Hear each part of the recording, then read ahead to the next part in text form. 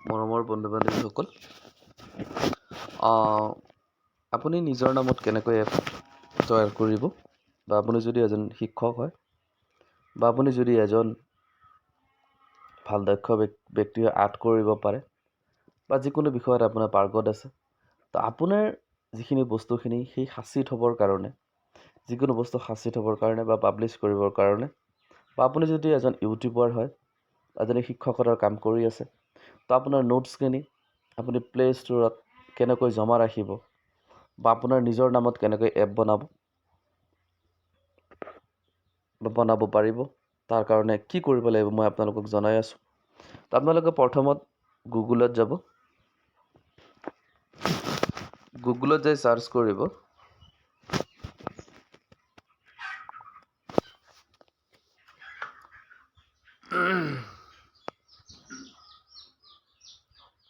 I create my own name app. Search কৰক আপুনি। Search কৰাৰ পিছত এটা চাওক, get start on Google app engine. তাৰপিছত যিটো ছেকেণ্ড আছে, business name or maker, app name maker, secure your name today. ইয়াতে আপুনি কি কৰিব, তাতে গৈ আপুনি এপটো বনাব পাৰিব। তো ইয়াতে যিটো আছে app name maker secure your name today, ইয়াতে আপুনি ক্লিক কৰিব।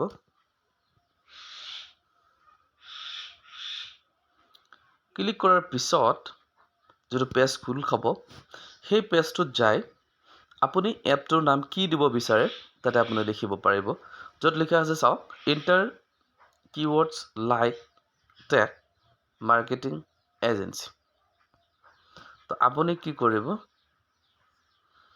ইয়াতে আপুনি যিটো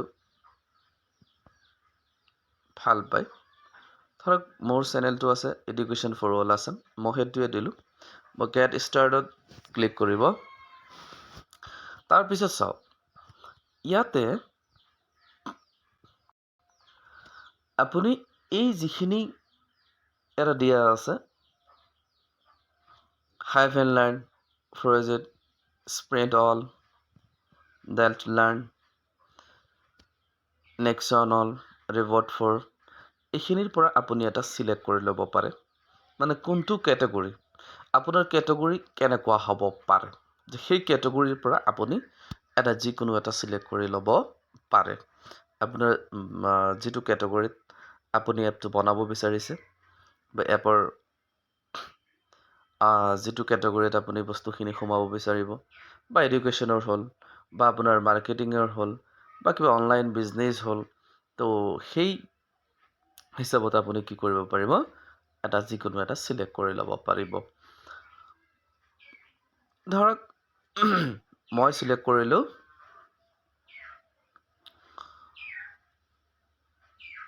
এডুকেট লাজা। এটা চাওক, মই এতিয়া কোনটোত ৰেজিষ্ট্ৰেশ্যন কৰিম। আপোনাৰ যিটো ৱেবছাইট আছে, যে ৱেবছাইট এটা বনাবলৈ হ'লে আপুনি কি কৰিব লাগে, ইন লগাব লাগে, কম লগাব লাগে, নেট, ORG, ষ্ট'ৰ, IO, বিজ, অনলাইন। আপুনি যিকোনো এটা কি কৰিব পাৰে, ইয়াৰ পৰা চিলেক্ট কৰিব পাৰে, বা অল্টাৰনেটিভো আপুনি কৰিব পাৰে। যদি অল্টাৰনেটিভত মাৰিলে, তাৰপিছত চাওক পেজটো যেতিয়া খোল খাব, তেতিয়া আপুনি কি কৰিব পাৰিব, এই অল্টাৰনেটিভত যায় গৈ কি কৰিব লাগিব, ৱেইট কৰক, আপুনি অলপ ৱেইট কৰক। এই চাওক, ইয়াতে কি আছে, আপোনাৰ ছাইটটো কি আহিল, educatlaja.com। তো ইয়াতে আপুনি পইচা দিও কৰিব পাৰে, ফ্ৰীও কৰিব পাৰে। তো ফ্ৰী এটা চাওক, যে 1 বছৰৰ কাৰণে আপোনাৰ 490 দিব লাগিব, আৰু এটা আছে 1 ইয়াৰৰ কাৰণে কি দিব লাগে 579 তো এনেকৈ আছে তো আপোনাৰ যিটো চ'জ হয়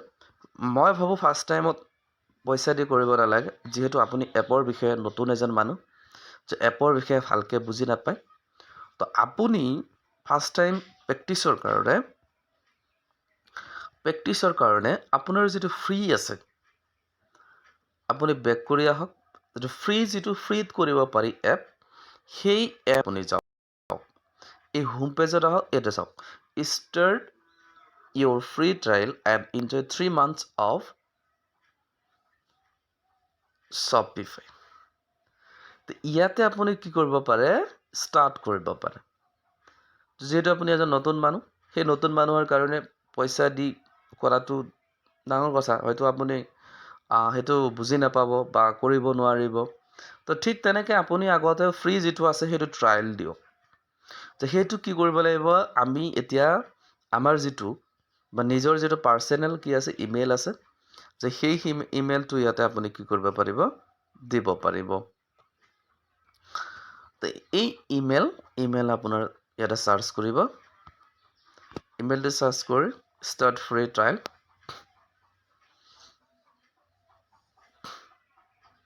তো আপুনি ইয়াতে কি কৰিব লিখা আছে চাওক দুটা অপশ্যন আছে I am just starting next আছে I am already selling online or in person তো আপুনি কি যেহেতু প্ৰথম আৰম্ভ কৰিবলৈ লৈছে সেইকাৰণে আপুনি প্ৰথম অপশ্যনটো সিলেক্ট কৰিব আই এম জাষ্ট ষ্টাৰ্টিং তাৰপিছত where would you like to sell আপুনি একচুৱেলি কি চেল কৰিব বিচাৰে আপুনি কি চেল কৰিব বিচাৰে এন অনলাইন ষ্ট'ৰ ইন পাৰ্চনত কি লিখা আছে আকৌ চাব sell at retail store pop apps or other physical location an existing website or blog social media তাৰপিছত online marketplace I am not sure তো আপুনি ইয়াৰ পৰা যিকোনো এটা কি কৰিব লাগিব চিলেক্ট কৰিব লাগিব ধৰক মই কি কৰিলোঁ ছ'চিয়েল মিডিয়াত মই ক্লিক কৰিলোঁ চাব নেক্সট মাৰক তাৰপিছত আহিল কি যে what do you plan to sell first যে আপোনাৰ পৰিকল্পনাটো কি আপুনি প্ৰথম কি চেল কৰিব ছ'চিয়েল মিডিয়াৰ জৰিয়তে যে কি কৰিব যে প্ৰথমটো আছে প্ৰডাক্টছ আই বাই অৰ মেক মাই চেল্ফ মই কি কৰিছোঁ সেই প্ৰডাক্টবিলাক সামগ্ৰীবিলাক নিজে কি কৰিছোঁ কিনিছোঁ বাই কৰিছোঁ বা মই নিজে কি কৰিছোঁ সাজিছোঁ ডিজিটেল প্ৰডাক্ট মিউজিকৰ হ'ব পাৰে ডিজিটেল আৰ্ট হ'ব পাৰে তাৰপিছত NFT হ'ব পাৰে তাৰপিছত নেক্সটটো আছে চাওক drop shipping product secured and shipped by third party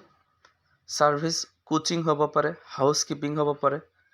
consulting হ'ব পাৰে যে আপুনি কি কৰিব ছাৰ্ভিচ এটা আপুনি ছাৰ্ভিচত ক্লিক কৰক বা আপুনি কি কৰিব পাৰে যে print on demand product my design মই আপুনি যিবিলাক আৰ্ট হেৰি কৰে সেই আৰ্টবিলাক বা print and shipped by third party বা আপুনি সেইবিলাকৰ থাৰ্ড পাৰ্টিৰ পৰা কিনিছে আৰু চেল কৰিব বিচাৰিছে তেনেকুৱা হ'ব পাৰে যে কোচিং হাউচকিপিং এণ্ড কনচাল্টিং তাতে আপুনি ক্লিক কৰিলে ধৰক এতিয়া কাণ্ট্ৰিটো চিলেক্ট কৰা আছে আপুনি যদি ইণ্ডিয়া হয় ইণ্ডিয়াটো চিলেক্ট কৰিব আৰু আপুনি যদি বাংলাদেশৰ হয় বা ভূটান ভিয়েটনাম যি হয় আৰু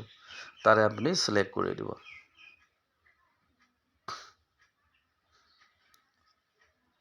সিলেক্ট কৰাৰ পিছত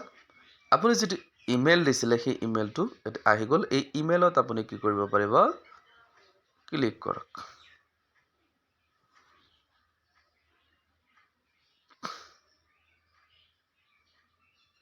এতিয়া আপোনাৰ কি হ'ল ৱেট প্লিজ ৱেট কৰক আপোনাৰ এপটো ৰেডি হৈ আছে আপুনি যেটো এপ বনাব বিচাৰিছিলে সেইটো ৰেডি হৈছে অলপ ৱেট কৰক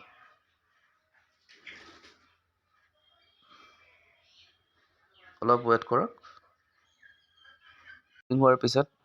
প্লে ষ্টৰত অট'মেটিক প্লে ষ্টৰত যাব Shopify your e-commerce store আপুনি এইটো ইনষ্টল কৰি ল'ব ইনষ্টল আপোনাৰ 40 এইটো আহিব আপোনাৰ 46.77 MB তো এইটো আপোনাৰ যিখিনি এপ আছিল সেই এপখিনি আপোনাৰ কৰা অলৰেডি হৈ গ'ল তো প্লে ষ্টৰত আহি গ'ল আপোনাৰ এপটো এটা আপোনাৰ সেই প্লে ষ্টৰত যে ডাউনলোড হ'ব ডাউনলোড হোৱাৰ পিছত আপুনি কি কৰিব লাগিব চাই লওক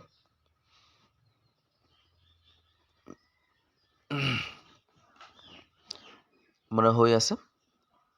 অলপ ৱেইট কৰা 46% 50% 54% 61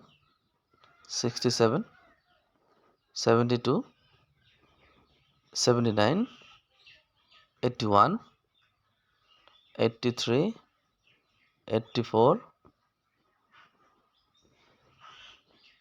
90 94 100% ইনষ্টল হৈ আছে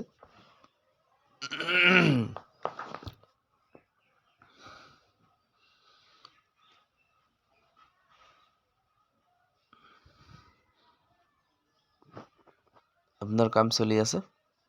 আপোনাৰ মোবাইল এপটোত এটা আহি যাব আপুনি অলপ সময় ধৈৰ্য ধৰক এটা যেতিয়া অপেন আহিব অপেন কৰিব লাগিব এটা অলপ কাম আছে আপুনি ৰখিব লাগিব সেইখিনি দেখাই নিদিলে আপুনি নোৱাৰিব যদি নোৱাৰে তেতিয়াহ'লে এনেই আপোনাৰ ভিডিঅ' দেখাটো এনেই যাব এতিয়া চাওক স্ক্ৰীনটো হোৱাইট হৈছে মানে আপোনাৰ কামটো হৈ গ'ল আকৌ হোৱাইট হ'লে নাভাবিব যে মোৰ এইটো আকৌ কি হ'ল তাৰপিছত তলত চাওক অপেন আহিছে অপেনত আপুনি ক্লিক কৰক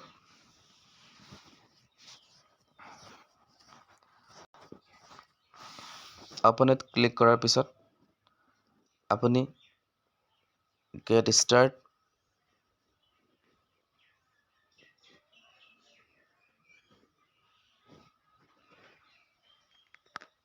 লোডিং হৈ আছে চাওক তেনেকৈ আহিল স্কিপ অল মাৰিছোঁ আমি আগত যিখিনি কৰিছিলে আপুনি এইখিনি আকৌ আহিছে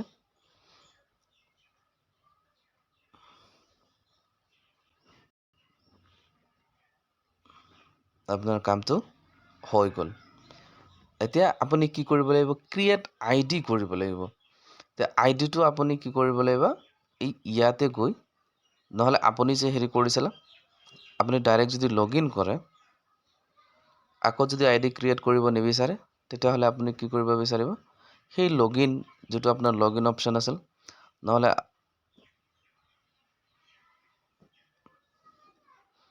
যেটো লগইন আছিল লগইনত আপুনি ক্লিক কৰিব পাৰিব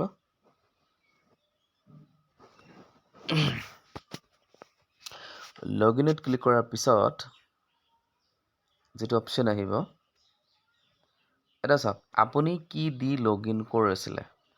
সেই লগইনৰ ইমেইলটো লাগিব সোৰ্স ইমেইল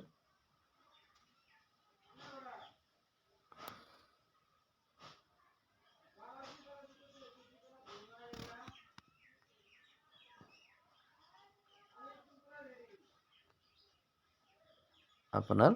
ইয়াত আছে মাই ষ্ট'ৰ বুলি আহি গ'ল এভেইলেবল ষ্ট'ৰ মাই ষ্ট'ৰত আপুনি ক্লিক কৰিব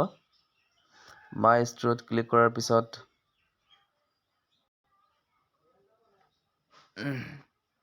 আপুনি অলপ ৰখিব লাগিব অলপ ৰখক পেজটো লোড হৈ আছে